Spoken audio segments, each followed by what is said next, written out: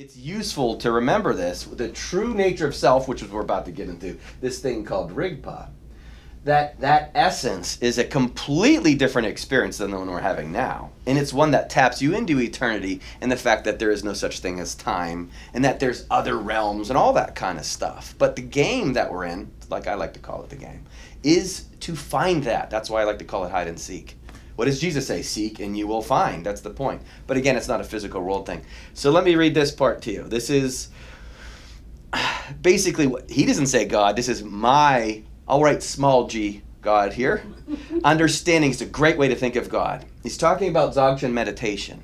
And he says, devotion in this state is compassion in wisdom, in bliss, in clarity, in absence of thought, but not all separate from one another. They're all integrated and linked inextricably with each other in one taste. This moment is the moment of awakening. A profound sense of humor then wells up from within, and you smile in amusement at how inadequate all of your other former concepts and ideas about the nature of mind were. When you taste that for a second, it's like, what was I thinking about God like that for? It's so much better. That's what I mean by the right brain versus the left brain. The first line of the Tao, I think it's the first line. Since this is on tape, I better get it right. A line in the Tao says, if I could name the Tao for you, it is not the Tao. I can't describe God. I mean, nobody can. It must be experienced. Buddha teaches Zhongshan also. It's not something you can achieve. You have to experience it. It takes the idea of, like you said wonderfully about this, which is abstract but was brilliant at the same time. Yeah, you're right. You can't do anything.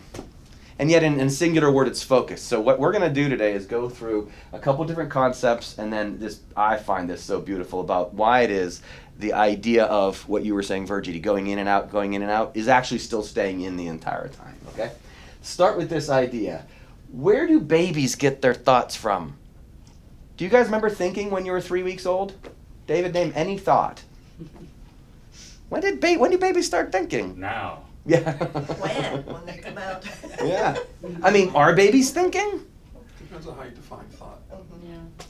Small They're t. perceiving. It's a degree. Okay. They're See, now collecting we're getting information. somewhere, but just think about the process of how thinking develops. Baby comes out, and perceiving is a wonderful first word. The hell's going on here? Right? Where am I? And I think it's from the Tibetan Book of the Dead. They say a baby, first thing it does is cry. Because it's like, oh no, look where I am again. And then when the person leaves the world, everybody that has to stay cries, right? Oh geez, I have to stay, right? The whole idea being this place is what evokes the crying. But where does thoughts come from?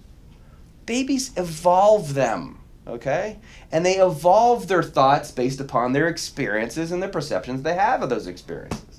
Buddha's conditioned ignorance is wonderful because, we're all put into these bodies, and then we get raised, and we have no free will over any of that. What name I get called, or what clothes I get put in, or whatever religion is slapped on me, all the isms, all that kind of stuff. Well, babies' thoughts come from that. That's it. They're not right or wrong. They just arise, okay? Well, Kabbalah describes that thoughts come from desires.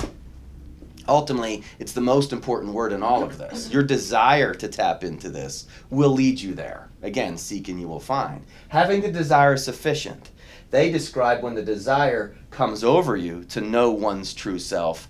Now it's a fait accompli. It will happen. The only difference is how much time it takes for you to get there and how much focus you stick with it. Because boy, isn't the world filled with distractions. Einstein's persistent illusion.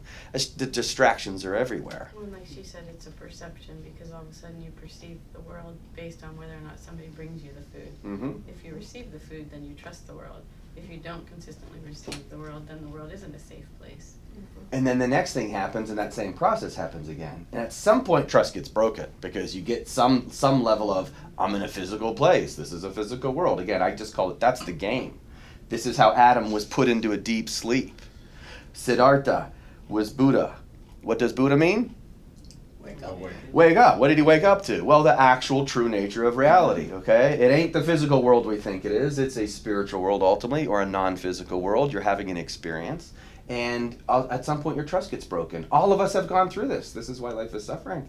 And then I call it Houdini. Houdini gets himself wrapped up in chains, dunked upside down in a tank, and he gets himself out of that. That's what makes it interesting. If he just had like a string around his wrist, it'd be like, I'm free. No, that's boring, okay? We all get complicated trappings, chains wrapped around us, ultimately called ego. And what's interesting is, can you unravel all of that to tap into Rigpa, to tap into the true nature of self? That's what it is. That's the game, and that's the awakening. So here's Kabbalah. Kabbalah describes the desires and the competing desires we have as distractions, right? And thoughts is just an example of them. But you have 613 what they call nations inside your heart. And these nations are at war with this one primary one, this desire to know the truth. Your impulse, like you described, but all of us have it. It's just that many of us, well, all of us for a while, let these other desires grow.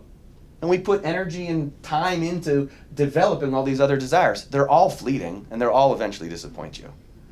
And we can go with so many different directions with those desires. But that one desire, they call it the point of awareness, or Israel, which is one of my favorite concepts. Israel, who remembers what it means in Hebrew? Isra. Scott? Connection. All right. Isra is connection. El means Elohim, right? And so there's one primary desire, is that connection. That means Elohim is God, but it doesn't mean God like we think God. It's connection to the truth, the creator, all that kind of stuff. And that desire is, once again, the desire you were referencing. Like, what am I supposed to do? Well, all you're going to do is grow that somehow, tend to it, nurture it. I don't know if it's in the reading I'm going to do here, but this book describes it as, it's like a baby. When you get a baby, when it first shows up inside of you, what do you have to do to a baby? Just let it go flit around, or what do you have to do to a baby? Nurture. Tend to it, nurture it, care for it. When that wakes up inside of you, you got to tend to it, and nurture and care. You got to feed the thing. Is it a baby, or is it my understanding of baby? It's your understanding of it. That's exactly right. Well said. Because it's actually already a full-grown adult. But your awareness of it is in baby infancy form. Right. And that, my understanding. exactly right. And that's the dumb ego mind blocking it. Like clouds blocking the sun. And so we have to peel back those layers, like Course in Miracles, again, page 1. All we can do with each other is help remove the barriers to our awareness of the presence of this, which is also known as Rigpa in Buddhism. It's the same thing. And Paul in the Bible says the mystery is Christ is within. Same thing. I don't care what you call it, it's there. And the trap we all fall into is we have all these layers of mind, ego mind, left brain, lower mind, what's going to be this drawing? We have all those layers that we have to eventually have to peel back. That's called a crucifixion. That's dying to self, all those types of things. And as you do that, that perfect, pure perception is revealed inside of you. Okay? So we have a war going on. The nations are at war with Israel. And what we want to do is tend to just that. So let me go through some of these readings, and here's where focus comes in. The whole point of Zhongshan meditation, and Zhongshan does mean perfection, which is revealing this perfection that's already inside of you. The whole point of this meditation is to strengthen and stabilize Rigpa and allow it to grow to maturity. The ordinary habitual mind with its projections are extremely powerful. It keeps returning and takes hold of us easily when we are inattentive or distracted. All these other desires, right? It's easy to do. Krishna teaches it as, oh man, I love this line. When one's senses are controlled, but one keeps recalling sense objects with the mind, one is a self-deluded hypocrite. Okay? Because once you know what it is, and you keep, this is what I was describing you to this morning. Why did I wake up feeling in a funk? Because I'm like, oh, I'm here again, right? And then you get distracted by the physical world. You're like, wait, I got to get my vibe back. And you get that focus back. And then it comes back. But we often get pulled back into the distractions of the world. At present, our Rigpa is like a little baby, stranded at present, because you're ultimately correct. But our current understanding of it, Rigpa is like a little baby, stranded on a battlefield of strong arising thoughts.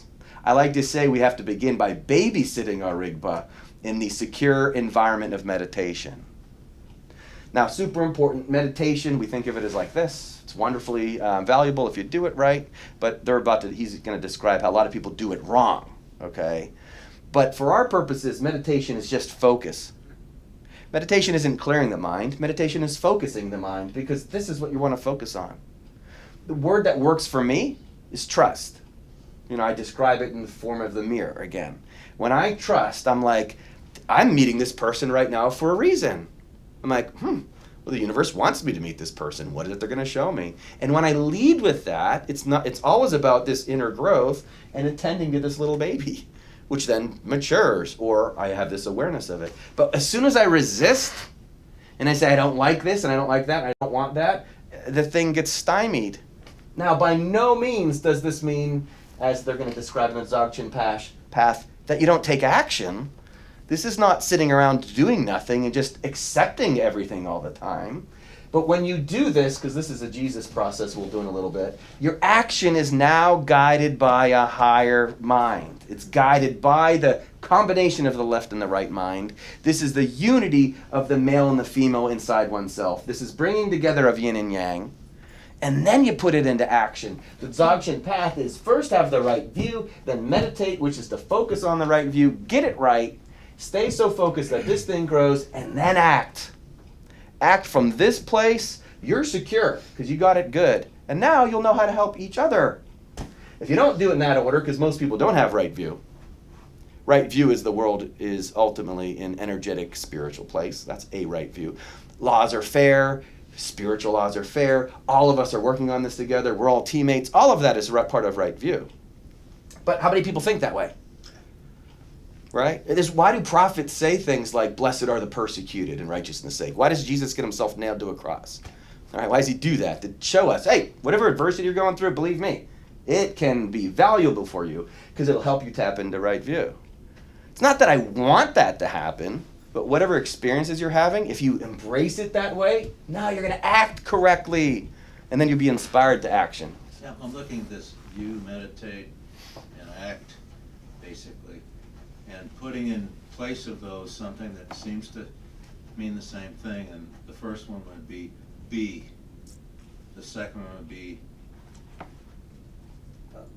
maybe do, which is the meditate part, and then the third one, action, have. Be, that works. do, have. I was thinking focus would work too, and then maybe do, but I get your thinking. Again, whatever words work for you. Yeah. It just occurred to me, here's a concept of right view too, from the first line up there, joy versus suffering. Whatever joy there is in this world, it all comes from desiring others to be happy. Whatever suffering there is in this world, it all comes from desiring myself to be happy. We ultimately all want that anyways, but the true happiness is found in the connection with others. That's the ultimate lasting happiness. And I want it as bad for you as I do for me. There's the answer. And if we can work on it as a team together, man, now we got it. That's unity. But if it's all about me for myself, that's ego, that brings darkness into the world. Right? But the other one, which is, you guys are a team. I mean, this whole thing is we're a team. And that concept brings light into the world. Right? So that's the difference between joy and suffering. How long has mankind been working on making myself feel better? And doing it wrong, doing it for physical reasons. The one ground, two paths thing, by the way, is we're all here in one place, but there's two paths. And this book says the Buddhas choose one path. The rest of us choose the other. Right? Which do you want to be? In fact, Course in Miracles has a line about this too. Do you want to choose to make yourself one of the saviors of the world, or do you want to keep your brother in hell? You know that line? That's a tough choice. Yeah. Did you say wow? You get it? Do you want to help others wake up, or do you want to help them stay asleep? And each of us are a Buddha. That's the point. Jesus says, pick up your cross and carry it. You're just like me. You're the light of the world too. And you have a choice. That's focus as well. Do I want to stay connected, or do I want to get distracted? And the more you stay connected, the more you stay focused, the more it works. So I'm going to repeat the word again, focus, because it's to me the ultimate yin-yang. It seems like there's so much work to do, but there's ultimately no work to do. In the simplest form, why do Buddhists work on clearing out that mind? Clearing it out, not turning it off. Clearing it out is because it helps you focus. Because every one of these I'm able to get rid of. Allows me to do what? I have less competition now. Yeah. That is never going away. What? Go ahead. You can't get rid of Welcome to this group. You're going to like what's coming next then. No, you can't get rid of him. This is exactly what he says. You can't. So you guys are tough on me. Here you go. So this is hopefully will explain what you just said better than I did. The tradition of Dzogchen is one of extreme precision. That gives me chills, okay? To pull this off, extreme precision. Since the deeper you go, the subtler, the more subtle the deceptions can arise. And what is at stake is the knowledge of absolute reality, right? The closer you get to it, I think of it as at the end of every basketball game, or NHL hockey is a lot of fun too. At the end of a game, when there's a 1-goal lead, players will dive in front of the puck and stop it with their face to try to keep the other team from scoring, right? But they don't do that in the first period. But they'll put their lives on the line at the end of the game. What's a Hail Mary at the end of a football game? Desperation time, right? End of basketball games, both teams get super intense with each other, right? And it's super fun watching that. Don't even watch the first 3 quarters of basketball games, right? Super intense. Well, the more you closer and closer you get to this, the more and more awake you get. Boy, he says the kitchen sink is thrown at you. A lot of stuff starts coming. Yes. That's because the knowledge of absolute reality is at stake. And now the ego is threatened, fighting back, right? Even after the introduction, the masters clarify in detail the states that are not Dzogchen meditation and must not be confused with it. In one of these states, you drift off into no man's land in the mind, where there are no thoughts or memories. It is a dark, dull, indifferent state where you plunged into the ground of ordinary mind. It actually backfires on you. I gotta not think, which is, to your point, it's not about not thinking. It is about focusing. It's also about accepting all of that, ultimately. Is that a better way to put it? Because those won't go away. He's going to say that in a minute. And how to deal with that is so much more important than trying to make them go away. You're going to have negative thoughts. Go back 6 months when I was doing lessons on perfection. I screwed up when I did it at Unity. Okay, Kristen was mad at me for it too, because I was teaching perfection wrong. And it bugged me, because I kept thinking perfection is never worrying. Perfection is never having doubts, right? Like Jesus, for goodness sakes, had doubts in his last hour, okay? That's not perfection. So what is perfection?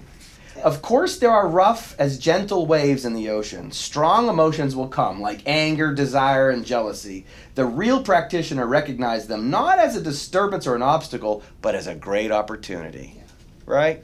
See, I was going through a phase where I was beating myself up. I'm like, what am I worrying about? I'm supposed to know this stuff. Why am I getting anxious now, right? But I've come to understand again, the higher you climb, the more you tap into it, the more the kitchen sink is thrown at you, the more any variation in it feels like a major whack upside the head. How many times have I quoted Luke 12:47? A lot. And now you're supposed to. When you know your master's will, who's the master? Thank you. When you know your master's will, remember Krishna, the Lord is the highest self within. Okay? And Jesus, the Lord, is still the highest self within. When you know your master's will, and you do not make ready according to that will, you will receive a severe beating. Now, is that beating bad because you're a bad person going to hell? No, it's because you're walking a high wire. When you're ignorant and asleep, you're walking around on the ground. Ignorance is bliss, right? You don't get a severe beating, Matthew 12:48. When you don't know your master's will and you do what deserves a beating, your beating will be less severe. Emotions are more intense the closer you get into there, right? Because the variation is more distinct and profound. Man, what am I worried about Tom Brady beating the Steelers again for? What is peace? Is peace an emotion? It's an experience. It's an experience, it's a feeling. But to me, experiencing peace is some sort of evidence that you're on the right path. I mean, it's kind of like, okay, what if all this happens? What's the result? What's the result of going through and eliminating all of ego stuff?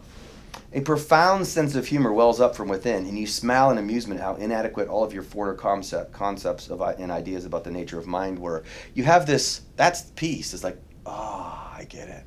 Rumi, one of the best lines ever. This place is just a dream. Only those who are asleep think it's real. Death comes in the dawn, and you awaken laughing at your grief. See, there's a Muslim backing up the Buddhist, okay? Once you get there, you go, oh, I fell for it again, right? And then it is sort of funny, if you think about it, because like nothing bad is actually really happening. It's a dreamlike state. Now, once you have that awareness, you still act, okay? And you still go do things in the physical world. That's this. That's this process. I love Jesus. I think it's the secret book of James. The order of the word is this. First comes faith, then love, then works. It's that order, which means first know what the heck is going on, right? It doesn't mean be Christian or be Jewish or anything like that. It's the same thing as right view, just different sort of use of a word. What is it? Trust what's going on. We all have the Rigpa inside of us. We've all got Christ inside of us. We've all got Buddha nature inside of us. And everything's happening to help us unfold in that direction. All of us are going to, and we're uniting in that process. That is a wonderful feeling. There's love, right? But that's agape love. What's agape? It's for your fellow people. For the fellow soul. Agape is the love of everything. I mean, I love the Pittsburgh Steelers and all, and I love my dog, and I love my wife. But now here comes a but. And I really love my mother-in-law. He always ignores me. All of it is a test to see how sensitive you get. But what I was gonna say is agape is loving my mother-in-law. Agape is when you love everything. Okay, the whole concept of all of it is the same coin. Kabbalah teaches that all of it is the same coin. There's what they call the opposite side of the creator is what we feel as the pain. But the other side of the coin is the joy or the peace. But ultimately you have to realize it's the same coin. The suffering leads to the joy. How long do you have to keep seeking me before you go, yeah, that's not working. I want to seek us. And then you're like, oh, that's profound, lasting peace. I win in that process, but so do you. I mean, that's the point. A rising tide lifts all boats. So that's a different kind of feeling. It's a special kind of feeling, and you wouldn't want to do anything other than meditate on that feeling, which is to say stay focused on it and repeat and repeat and repeat. And every time I get up in the morning and I go to feeling like that, oh, that's right. That's because I got to focus. And then because you've practiced it a lot, it's like riding a bike. You can hop back on it and it comes back fairly quickly. What are the 3 jewels of Buddhism? The 3 what? 3 jewels of Buddhism? Buddha, Dharma, Sangha. Excellent. What do they mean? The Buddha is the source. The Dharma is what he has sourced to you, or the information. And the Sangha is the group or the gathering. Oh, you were giving me chills. You were nailing it right there. Absolutely. I was like, the spirit coming out of Michael. The illusion of Michael. No, yeah, very good. The Buddha is the Rigpa. And the whole idea is learning how to tap into it. And you've all got it. We've all got it. The teachings come from that. I mean, only reason I can stand up here yapping about this stuff is my wife gave me lots of time to do this. Thank you. While she was raising the kids, I'm looking for Rigpa. But that just means teachings come out of me. I mean, everybody can do that, right? No, but you just did it. And Sangha is what we're doing. Again, it's very beneficial. Does it all the time. What's that? Everybody does it all Right. the time. Excellent. Whether we know it or not. Excellent. You just have to be careful what you're teaching. So here comes the negative. That's what you keep me on my toes. Here comes the negative aspect, which is actually positive. The ordinary habitual mind with its projections extremely powerful. It keeps returning, right? We get easily distracted. No, wait, that's the wrong page. It was on this page.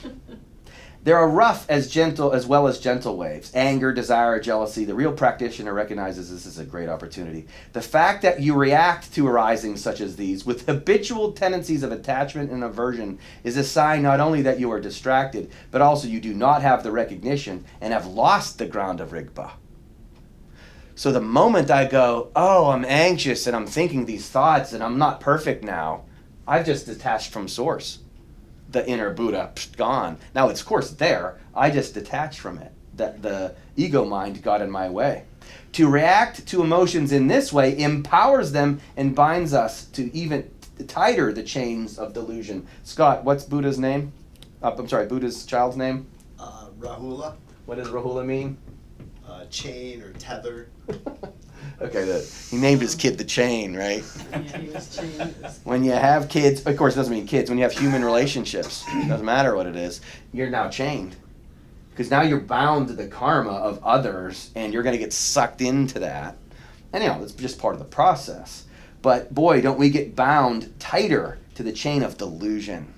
Because the moment you have a thought arises and it makes you feel bad and you go, oh, I'm bad, you just lost touch with Rigpa and now you got bound tighter to the chain of delusion. Okay? It makes me feel good. What's that? What if it makes me feel good? You'd have to give me an example. I'm still bound. Okay, very good. That's also Course in Miracles. Be careful of the whatever makes you feel good, because it's still an illusion cloaked in goodness. And this is for me. If you guys like it, use it. I love the Book of the Dead, and I love the reincarnation concept relative to a person who has a really good physical life, doesn't escape either. He's going to come back around and experience something else different next time. Okay? Because goodness is not the same as peace. If you're only peaceful because things are going good for you, you don't have Rigpa. Which is why you don't want to eat off the tree of good and evil. You want to just have the tree of life. The tree of life is, again, Rigpa. So the great secret of Dzogchen, here it is, groups up, time's up.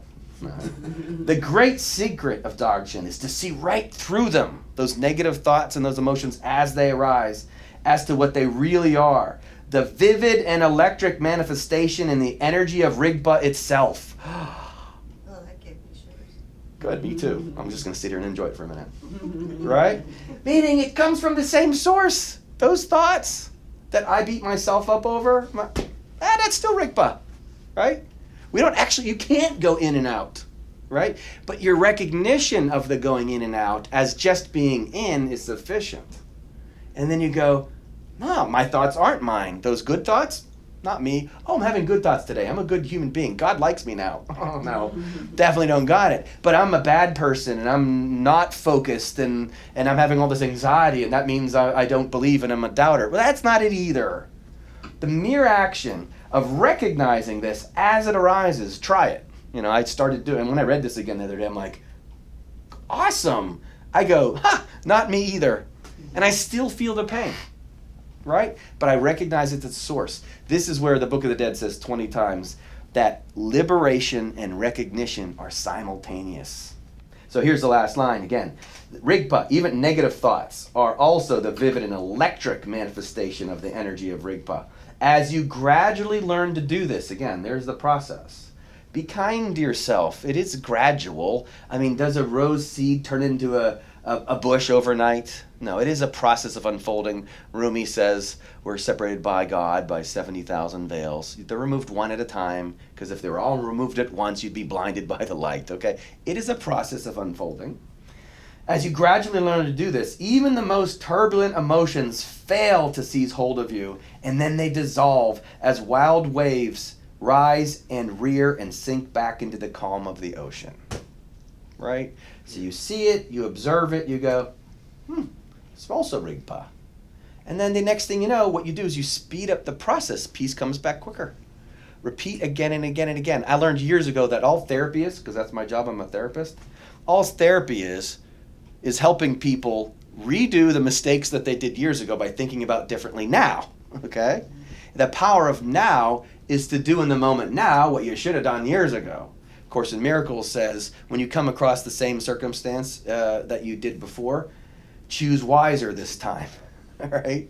Choose wiser. Choose the peace. Choose the spirit in each moment. And Matthew 5:37, all you do is say yes or no. Any more comes from evil. Stay focused on this. Even if the negative emotion shows up, stay focused on it. Trust the experience. What is it in it? What is this process teaching me? I have to trust that I met this person for a reason. Whatever your circumstances are, and then you roll with it. Dzogchen meditation is subtly powerful in dealing with the risings of the mind and has a unique perspective on them. All the risings are seen in their true nature, not as separation from Rigpa, and not as antagonistic to it. Boy, isn't that a tough lesson, but totally true. What we call bad emotions isn't not a bad emotion. It's just experience, right? Now we want to get off the idea that I'm good because or I'm bad because. No man shall boast. Forgive them and they know what they do. We have negative and positive, and yet it's the same charge, right? That's unifying of the mind. It's not antagonistic, but actually as none other, and this is very important, he says, then it's self-radiance, the very manifestation of your Rigpa energy.